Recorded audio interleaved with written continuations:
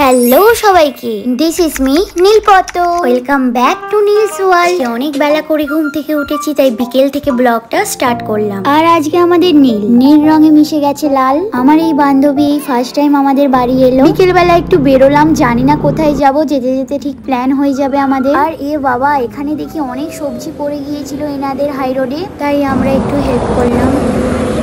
দিন চলে এলাম কোলাঘাটের শের পাঞ্জাবে। আর এখানে এসে দেখি হর্সের ট্রেনিং চলছিল, সেটা দেখার জন্য তো সবাই অনেক ভিড় করেছিল, তো আমরাও চলে এলাম দেখতে।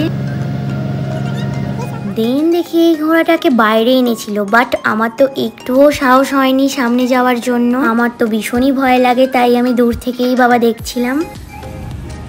দিন চলে এলাম এই মন্দিরে। এই মন্দিরটাও এখানে নতুন হয়েছে। মন্দিরটা ছিল ভীষণই সুন্দর, সামনে থেকে তো অসাধারণ। আর এখানে তো একটা পুল ছিল, পুলের পাশে বসার জায়গাও ছিল। ওয়েদারটা বেশ ঠান্ডা ঠান্ডা লাগছিল, তো আমরা এখানে অনেকক্ষণ বসে গল্প করছিলাম।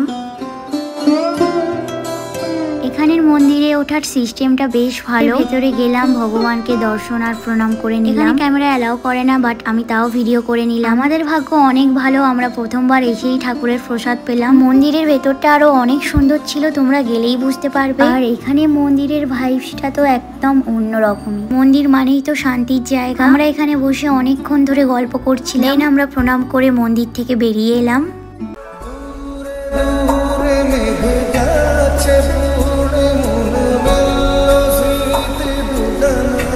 সন্ধ্যার সময় আমরা একটু চিকেন পকোড়া আর চা খেয়ে নিলাম। ওখান থেকে বেরিয়ে চললাম মিয়া আমরে মাদার্স ডের জন্য কেক কিনতে চলে এলাম। আজকে অনেকটাই ভিড় ছিল, তো আমি কিছুক্ষণ ওয়েট করার পর আমাকে কেক দিল। কাল মাদার্স ডে সেলিব্রেট করা হবে, বাট কালকে পাবো কি পাবো না, তাই আজকে থেকে কিনে রাখলাম। দিন চলে এলাম রান্নাবাড়ি ক্যাফেতে। বাড়ির জন্য খাবার পার্সেল করে নিয়ে যাব।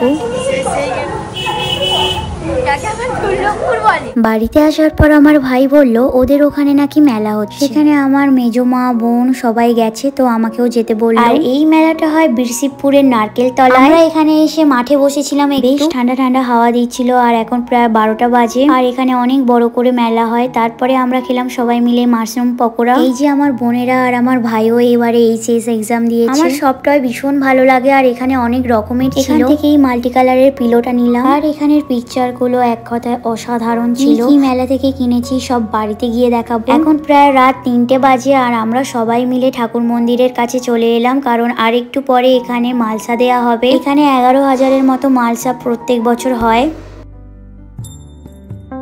মন্দিরের ভেতরে অনেক ঠাকুর, তাই ভগবানকে বাইরে থেকে দর্শন করে নিলাম। সারা রাত তো ঘুমোই না। পরের দিন সকালবেলা ছোট মাকে প্রণাম করে চললাম বাড়ি। আমি এখানে বাড়ি যাই, আর দেখা হবে তোমাদের সাথে নেক্সট মিনি ব্লগে। টাটা।